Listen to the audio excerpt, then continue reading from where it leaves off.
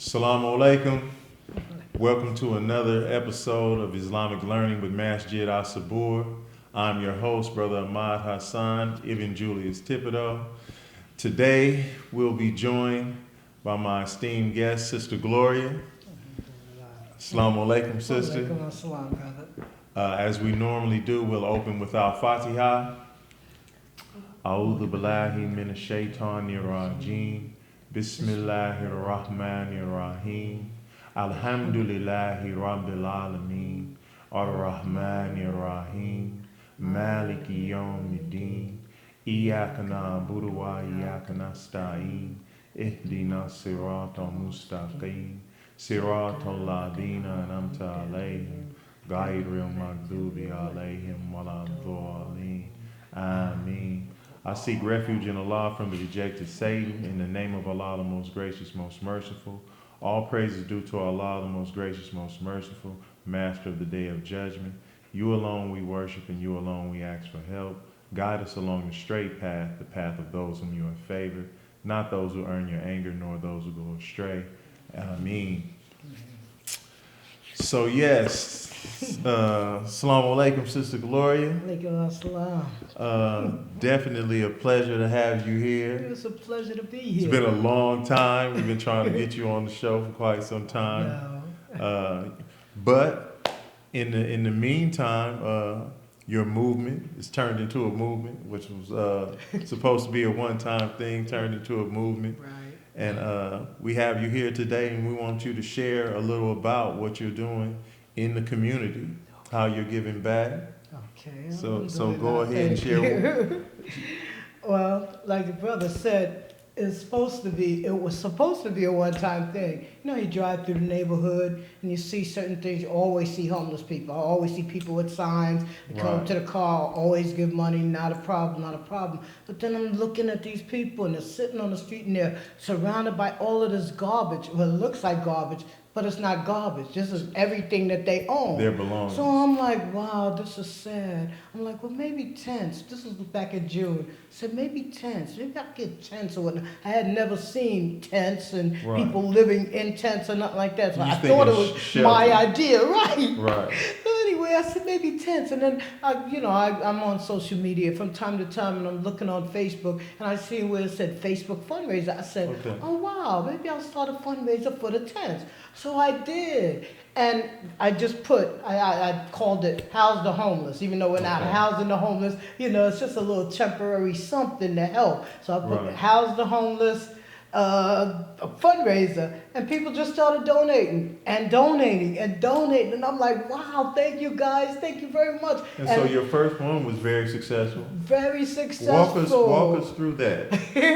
I couldn't believe it in the first place. I put it up 1 minute, and then I go and I look an hour later, and I got like $576, and I'm like, wow, people are actually giving. I know a lot of people gave on the strength that they know me, and Sister Gloria is doing something, let me help her. But a lot of people I didn't even know was just giving from their heart because they thought it was a good thing. I said, if you give, I promise you, the money's going to go to buying tents for the homeless. I had like $2,000 in probably 4 days, and I was like astounded. I said, alhamdulillah, all praise to the God. Thank you, God. So immediately I'm like, okay, let me buy. I was so excited. Let me buy these tents. So I'm looking online, and I said, my brother suggested, why don't you go to some of the big stores, go to Walmart and Target and see if they'll donate some. So because I'm not a corporation, I was just one person, they couldn't do that. They couldn't offer me no deals, and I was tired of going and getting shut down. I said, look, I got this $2,000 the people donated.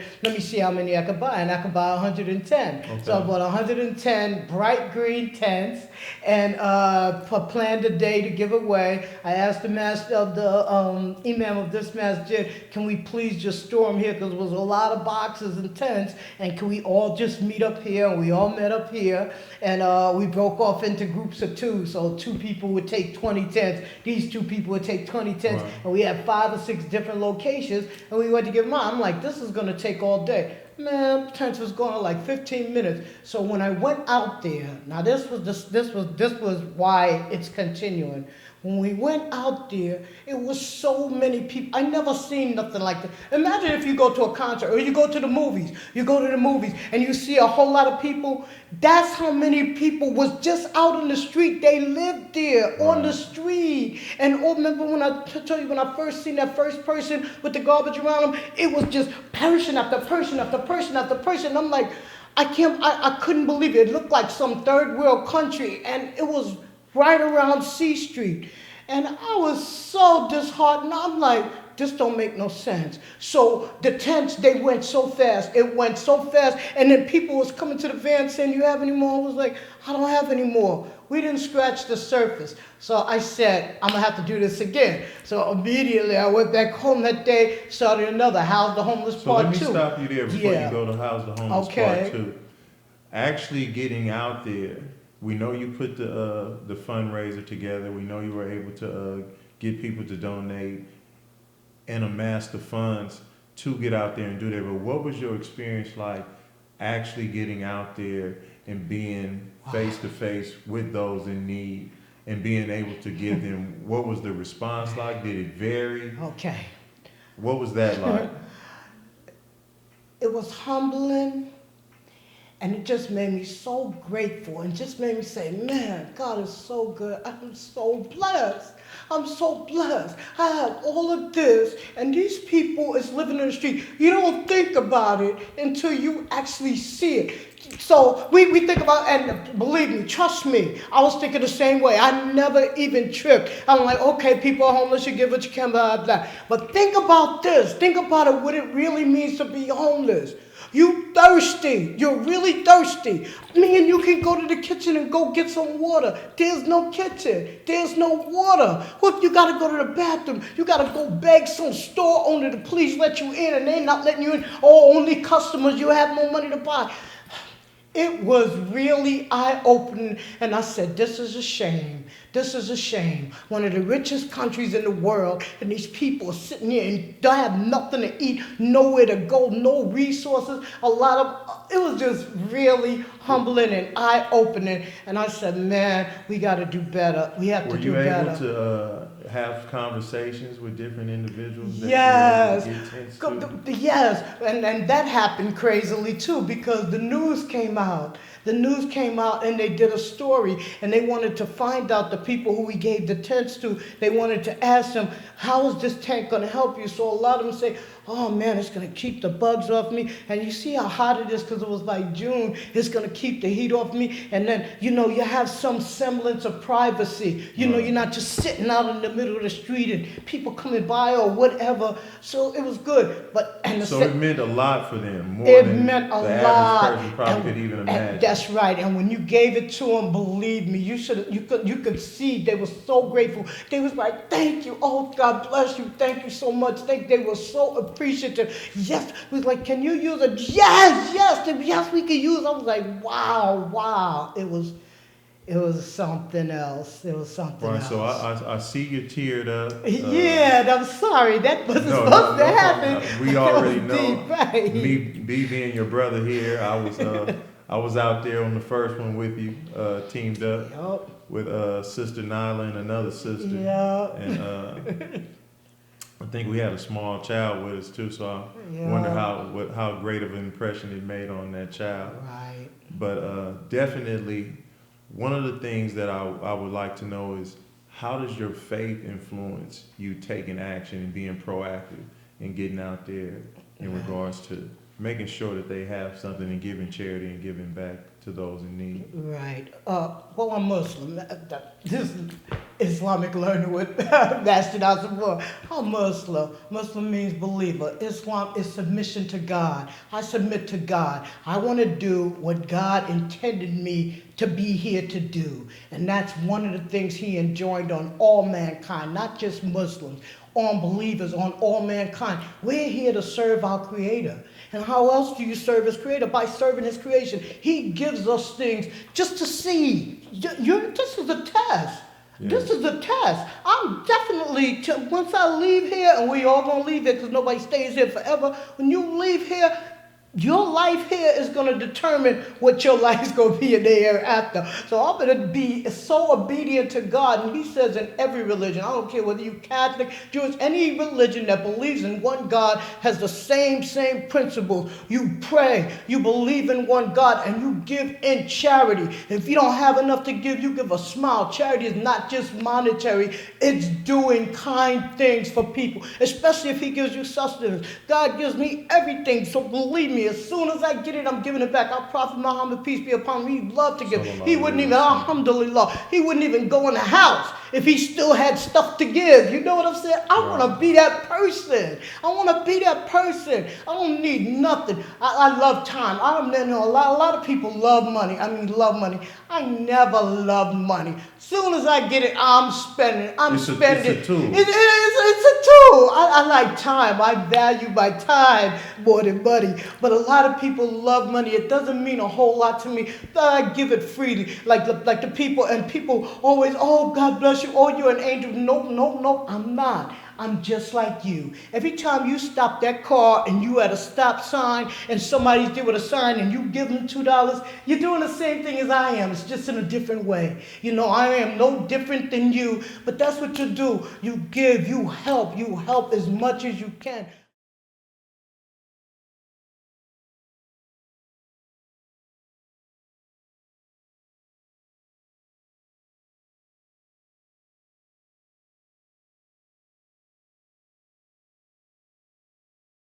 God says in one of the surahs in the Holy Quran, in Surah 261, he says, when you give, it's like a grain. If you plant a grain of corn, it produces 7 ears. Each ear of corn has 100 grains. He just multiplies. Man, I need them blessings. You know? I need those blessings, so it's a good thing. And then you feel good. You want to help people. You want to help people. And people treat them so bad. And let me say this. We are all, believe this, we are all 2 paychecks, 1 fire, 1 natural disaster away from being homeless.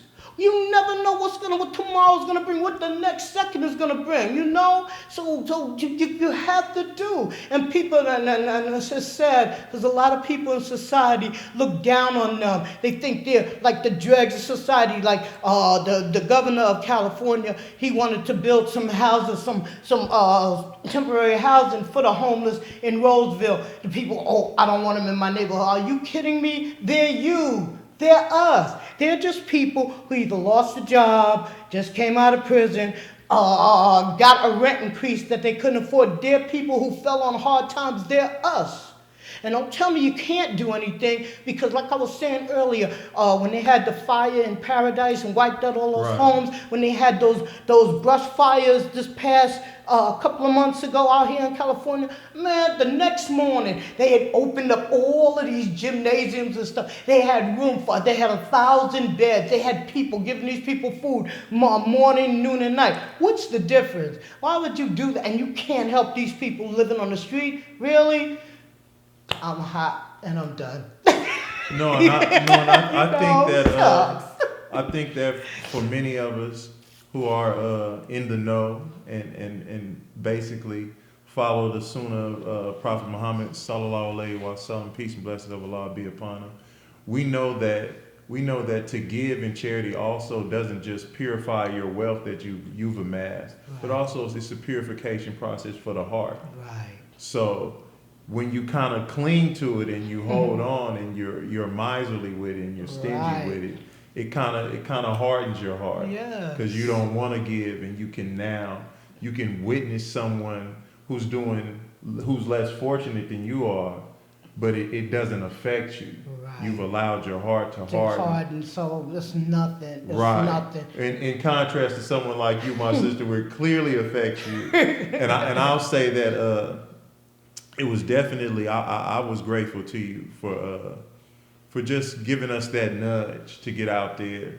because it was definitely a life-changing experience, and for myself, being out there, actually talking to people and getting the stories, you know, because everybody isn't out there with the assume that this person is on drugs or this person Right. gambled their fortune Right. away. Some people simply are coming back from the military and it's hard, or some people just simply fell on hard time, was had everything going and was laid off. Thank you. Didn't do anything wrong. Thank you. But It was just simply happened. laid off. But Yeah. it's not even.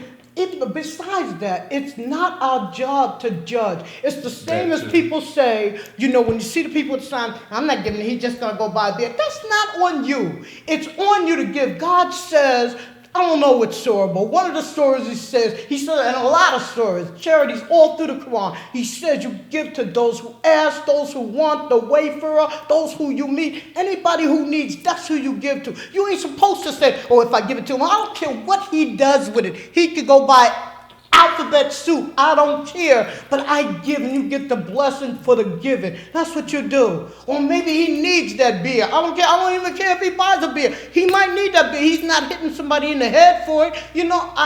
Oh my goodness. I get real passionate about stuff. I get what I'm sorry. The point is. It's kind of like for us in Islam, pre-Islamic days, if I was to speak to you and you didn't speak back, then I may feel some kind of way about it. Right. I'm not taking responsibility for what Allah says, that if I speak to you, I get the blessing. I give you the greeting, I get the blessing. Right. So whether you return the greeting or even a better greeting, that's your responsibility. Right. I've taken care of my responsibility. So that's similar to what you're saying. Good analogy, Dad. Right. It doesn't matter for you to be consumed with what you think the person is going to do. Right. Just give. No, be obedient to God. God says to give. That's your job. You give. Yeah, and I think it's just for us being here in America. I think a lot of us we have a tendency to tell ourselves stories, and so that it kind of makes you formulate an opinion, wrongful. But still, it is. That's what we do, right? It's what we do. We tell ourselves stories, and you wonder. But unfortunately, in many instances, you just think that person did something to bring this on themselves, and that's not the case for everyone. Right. It reminds me of this was House the Homeless Part 3. At one point, we were giving out tents and stuff, and there's a guy. So we're giving out tents and people. So this guy pulls up in a car. He's like, man, I need a tent. So my husband, he's with me every time we give it out. He's like, man, you in a car. He's like, yeah, they could be like me. Talking about the other homeless people. I'm like, really, dude? You in a car and you're going to deny somebody? Well, he told him, he said, nah, these are for people who really need to sleep on the street. He said, come on, man. But I'm like, really? So I don't know. But it's just a sad, sad thing. And it's an epidemic. And then, okay, just recently, thank God, like I think September 4th, 2019, the law was switched. At first, you couldn't lay out camping gear for consecutive nights. The cops would come up to you and they would say, you got 5 minutes to move. So they were constantly packing up all of their stuff in shopping carts, which they're not allowed to have either, and moving from one location. Okay, it's 7 o'clock, the cops are coming. This was all day. This is what they would have to do. But they just changed the ordinance that you can, if the city doesn't have enough shelter space, they can have camping gear. They can sit or sleep in a public area. So I'm glad that changed. But cops are horrible. They need sensitivity training, because I've talked to a lot of homeless who say, man, the cops are horrible. They come up and they say, you got 5 minutes to get rid of this mess. They'll throw their mess and kick them. I mean, you have to be just a decent person. I don't care if you have a job. There's a way to do certain things, So I'd love for the police captain or whoever to do a sensitivity training with their officers to treat people like people. There's a certain way to do stuff. And we don't want to paint that brush to where it's all cops. No, right. Not generalizing. That's right. This is just a few bad apples. That's right. Right. And what happens is we live in a society where negative things are sensationalized. Oh yeah. And unfortunately, we don't really hear about any of the good cops. Good stuff. The cops that shoots a young unarmed black person he's the one that makes the news. Right. So Not that's the one very who's unfortunate. helping to pay an old lady's Correct. rent, and there are some good ones who. Right. That's right. Good. I'm Right. glad you said that. That's Right, right. and no, and really, this all ties in to good people sticking together. I think for the most part, you being in the position that you're in, having that compassion, and then being able to rally the troops. Right. Because right. there's very few things that we can do by ourselves. If you want to account, I'll say there's very few great things that we can accomplish on our So own. right. And Need so, somebody.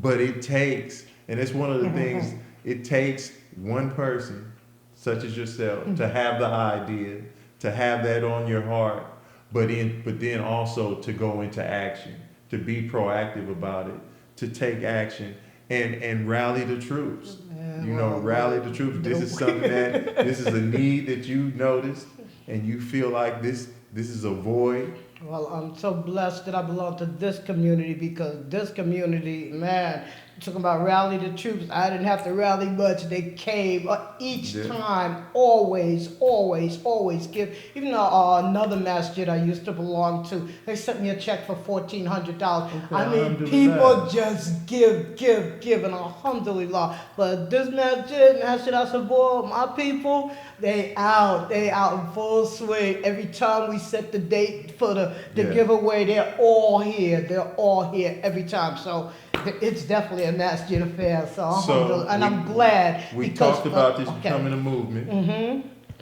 What's next? You have something else coming up next? You know, I really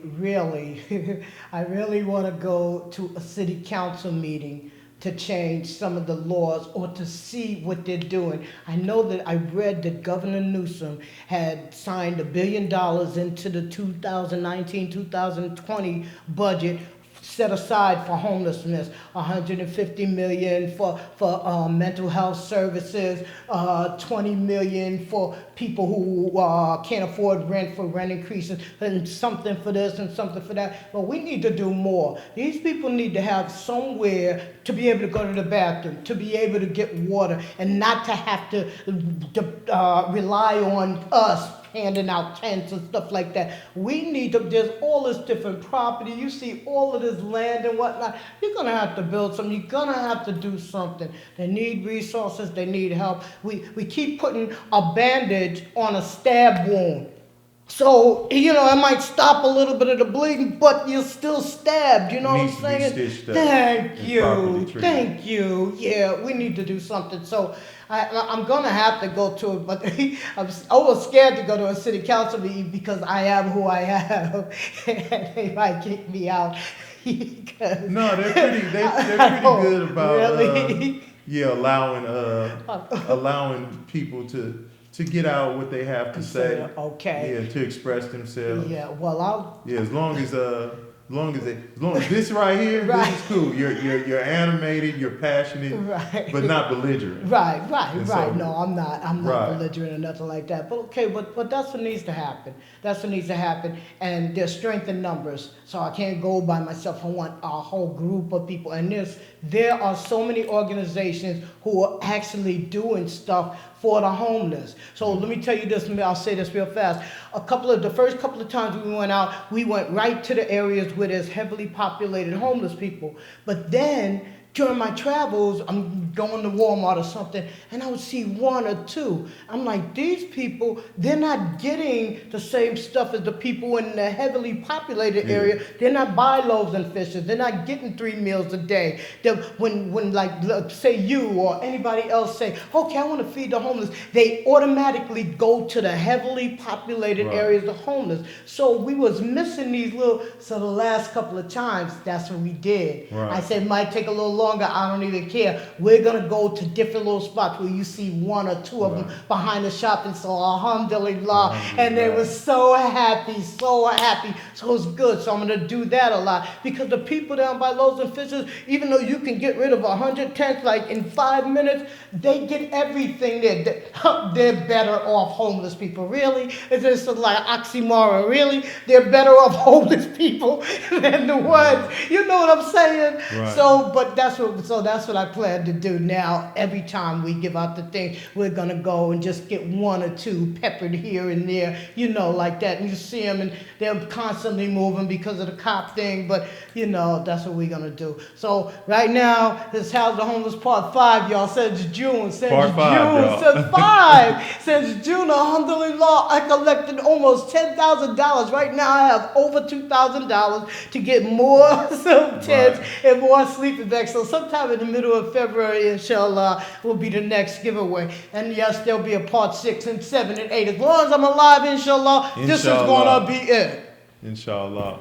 So, with that being said, I think it's incumbent upon us and very important that this is just one aspect of charity. This is just one aspect of Muslims being proactive. And so what we want to do is encourage people to get out there and fill all those voids and those needs. That's something that appears to be lacking in our communities. A lot of the things that the churches and the masjids used to do back in the 60s and the 70s, we have all these different organizations popping up out of nowhere, and they have to fill this void because we're not as proactive as Sister Gloria is here today. And we want to get back to that as communities, religious communities and faith-based organizations, where we are filling these voids and we are taking care of one another and not sitting around just waiting on these things to fix themselves. I really enjoyed you, sister. Thank you. It was a pleasure having you. Long time coming, yes. Well overdue. Yeah. Forgive me for that. That's all right. But you're here now, and the message is out there. Good. And you're doing a great thing, and may Allah reward you for your efforts, sister. He does, alhamdulillah. And thank you guys. Thank everybody who gave. Thank everybody who wanted to give but wasn't able to. Just pray, because that works too. Thank you so much, man. Thank you. Assalamu alaikum, Good sister. brother. Walaikum Alhamdulillah. assalam.